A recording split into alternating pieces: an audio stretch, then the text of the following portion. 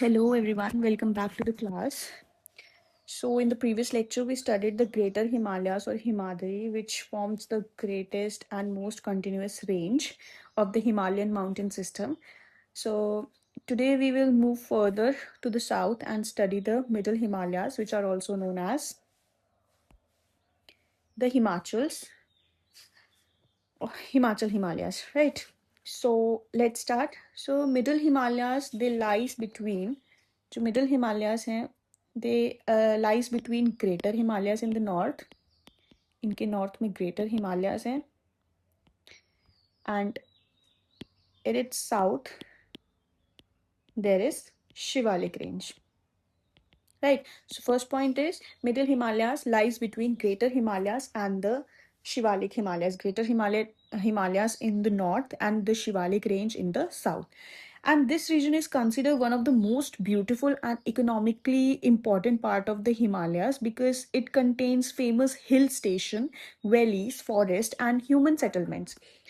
Right. So compared to the greater Himalayas, the middle Himalayas are lower in elevation but much more suitable for human habitation. So average elevation की अगर हम बात करें तो इसका जो average elevation है it is around 3500 to 4500 meters. ठीक है. और अगर हम इसकी width की बात करें तो it is between 100 to 120 kilometer.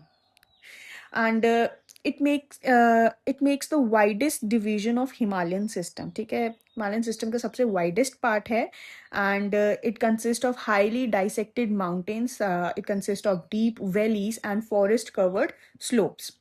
Now several mountain ranges are found in this region and the most prominent among them are Pir Panjal. So Pir Panjal is a range which is located in J&K.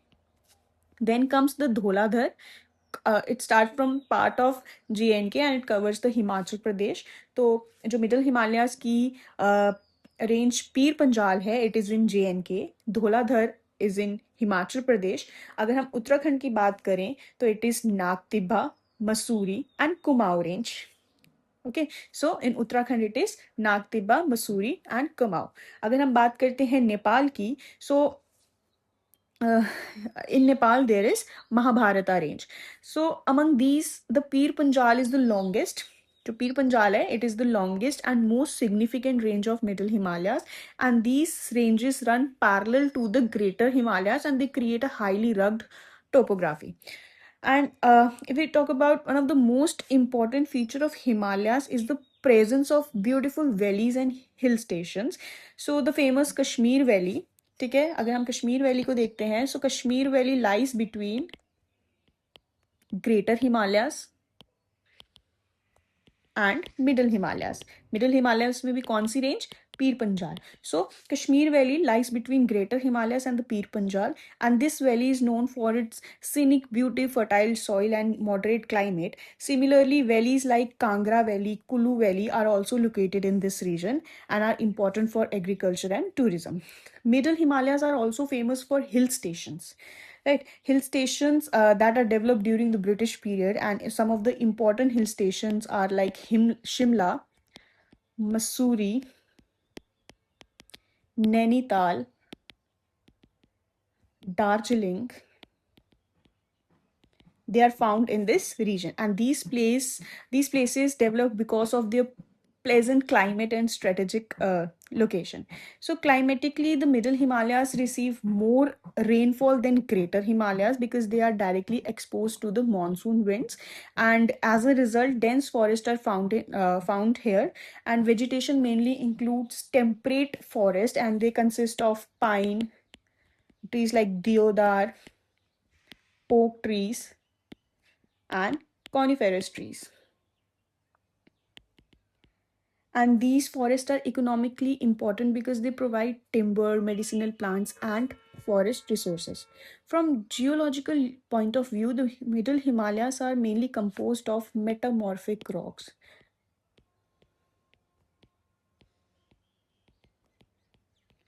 and these rocks have undergone transformation under intense heat and pressure, and the slopes in this region are highly unstable, and landslides are common, and especially during heavy rainfall, these landslides are very common in this region, and rivers flowing through this region have cut deep gorge and valleys and giving rise to highly uneven terrain.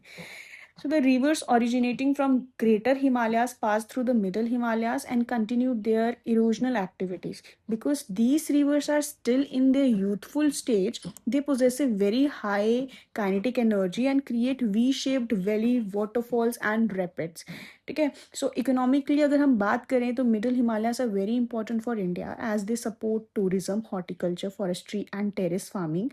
Crops like apples, potatoes, tea, they are cultivated in many parts of this region, and the pleasant climate and natural beauty also make this area an important tourist destination. So another feature of the Middle Himalaya is that they act as a transition zone between permanently snow covered Himadri and the low outer Himalayas Shivaliks.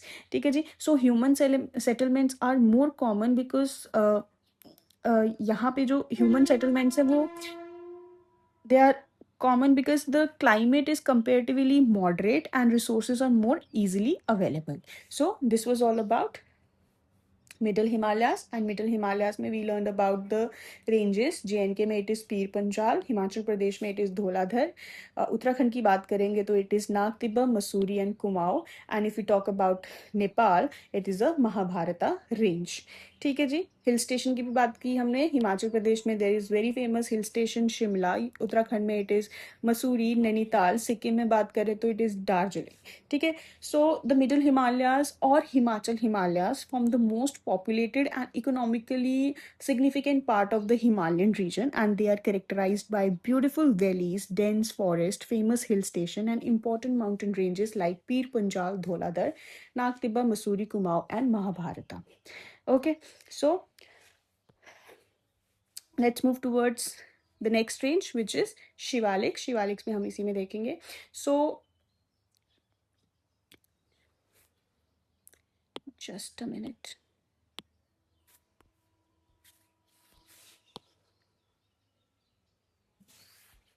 Now is the Shivalik.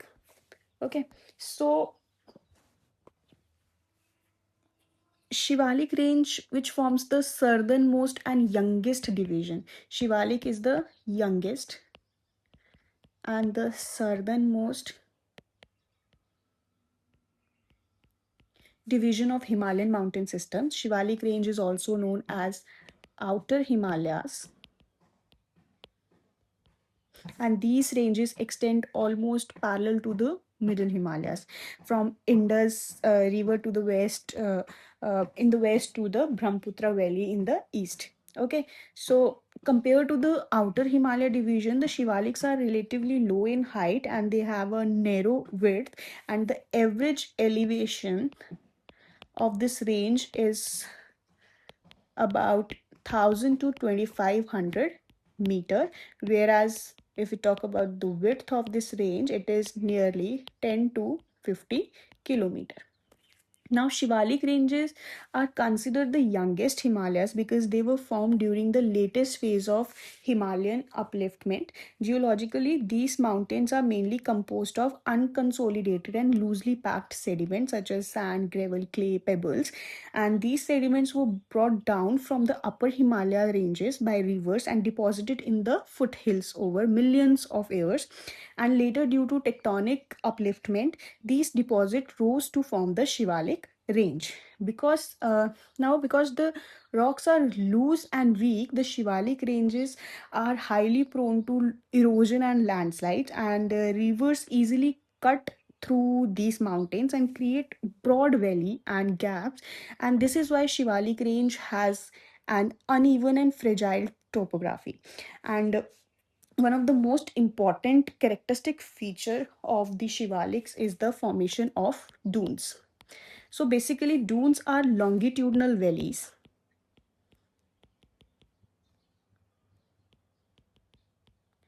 These are the longitudinal valleys and located between Middle Himalayas and Shivalik Range.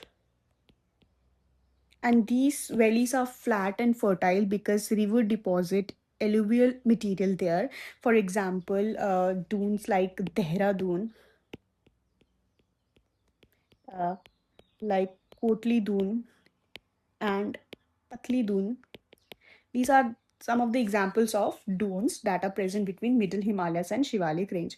Among these, Dehradun is the most well known and has developed into an important urban center, right? So if we talk about the climate of Shivalik region, it is comparatively warmer than higher Himalayan ranges due to lower altitude and monsoonal influence.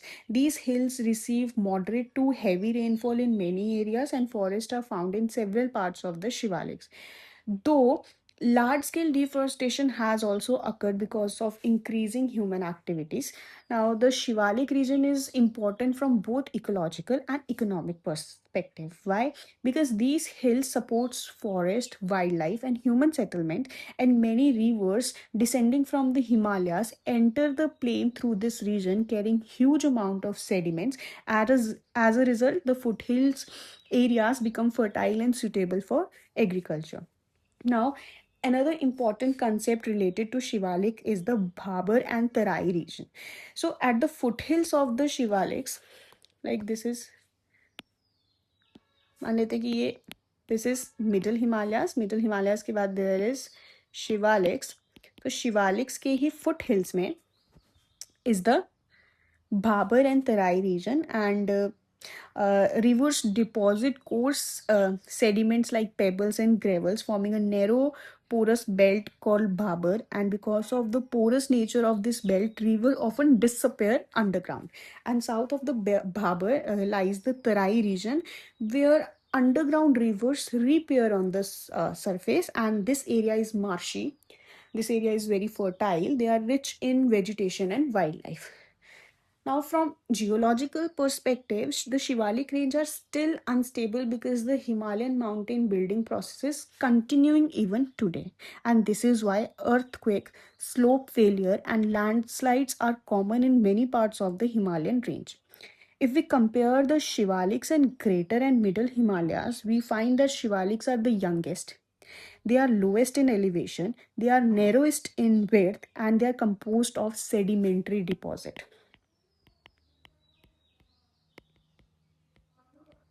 Okay, so despite being lower in height, they are extremely important because they form the transition zone between Himalayas and northern plains. So we are done with the Shivalik range, and Shivalik range represent the youngest and outermost part of the Himalayan mountain system. These ranges are formed from river-borne sediments and highly erosion prone, and are also associated with important geographical features such as dunes, Baburs, and Tarai region. So with this, we completed the four major division of the Himalayas, which is Trans Himalayas, Greater Himalayas, Middle Himalayas, and Shivaliks. After studying the four major division of the Himalayas, Trans Himalayas, Greater Himalayas, Middle Himalayas, and Shivaliks, we'll study about the Purvanchal Hills, also known as the Northeastern Himalayas. So the word Purvanchal, okay, this Northeastern Himalayas are also known as Purvanchals. So Purvanchals means Eastern Hills.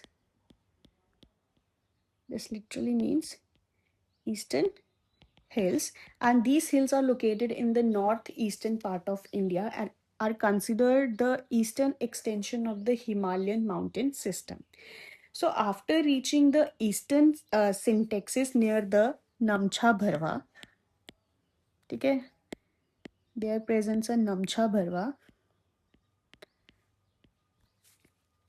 The Himalayan ranges bend sharply, ठीक है. तो यहाँ से there is नंगा पर्वत, यहाँ पे सिंटेंशियल bend आता है. देन इज द नमछा भरवा. यहाँ से एक the Himalayan ranges bend sharply towards the south and enters the northeast India in the form of a series of hills and mountains. And this curved structure is due to the syntaxial bend formed during the Himalayan upliftment. Unlike the main Himalayan ranges, the provincial hills are not very high, but they are highly rugged densely forested, and geologically important. And these hills run mainly in the north south direction, and they form a complex system of parallel ranges. The Purvanchal region includes several important hill ranges. Like if we talk about the ranges in Arunachal Pradesh, so there is Dafla Range, Miri Range, Abhor Range, Mishmi Range, and Patkai Bum. So Patkai Bum जो है, it is shared between Arunachal Pradesh, Nagaland, and Assam. So it is spread over three states, which is Arunachal Pradesh, Assam, and Nagaland. Now, if we talk about Nagaland, we'll see the Naga Hills, in which there is a peak called Saramati Peak located. And moving towards Manipur, there is Lai Matol Range, और उसका जो highest peak है, it is Mount Iso. Then is the Mizoram, in which we'll see Lushai Hills, which is also known as Mizo Hills. और इसका जो famous mountain है, it is Blue Mountain, जिसको Fangpui Peak जो है इसमें is the famous one. Tripura में it will see the Betling Seb. बात करते हैं असम की, तो there is a Mikir Hill and Bareil range is also present, which is between Assam, Nagaland, Manipur. Assam, Nagaland, and Manipur shares the Bareil range, and these hills are separated by narrow valley and river basins. The slopes are steep, and the terrain is highly dissected due to the intense river erosion. So the Purvanchal hills are mainly composed of sedimentary rocks.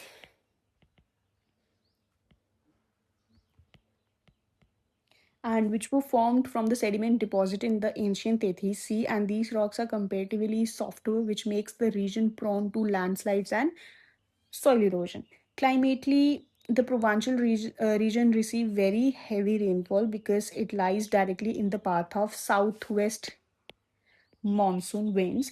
As moisture laden winds strike these hills, orographic rainfall takes place, and due to this, the region has dense forest and rich biodiversity.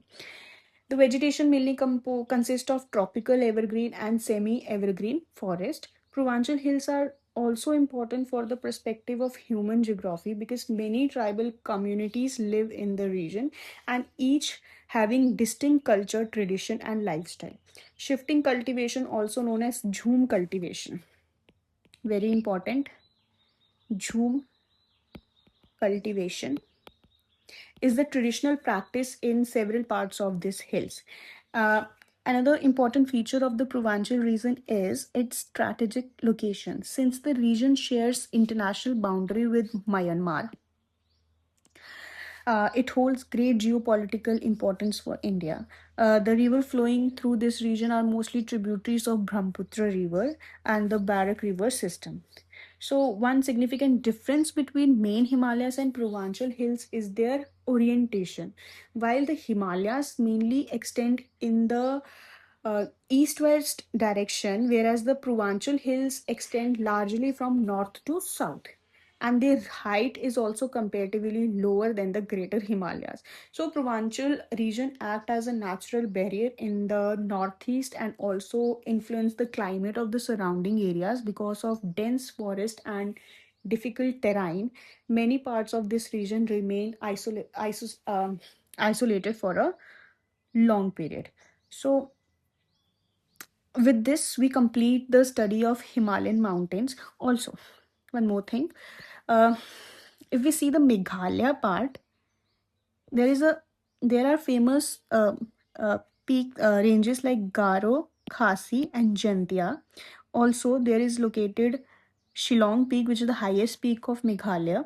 So these hills, these ranges are not a part of uh, northern Himalayas, but they are the part of peninsular plateau. Why? Because there is a gap which is known as Malda Fault or a Malda Gap, which is also known as Garo Rajmahal Gap, and this separates these Garo Khasi Jaintia hills from the mainland India. So there are some evidence that the Chota Nagpur plateau and Garo Khasi Jaintia Hills or Shillong Hills, they have some similarities, which shows that they were the part of same peninsular plateau, but because of Malda fault or a Garo Rajmahal fault, these are now being separated. So with this, we completed the study of Himalayan mountain system, and in the next lecture, we will move towards the northern plains of India. So till then, take care. Bye bye.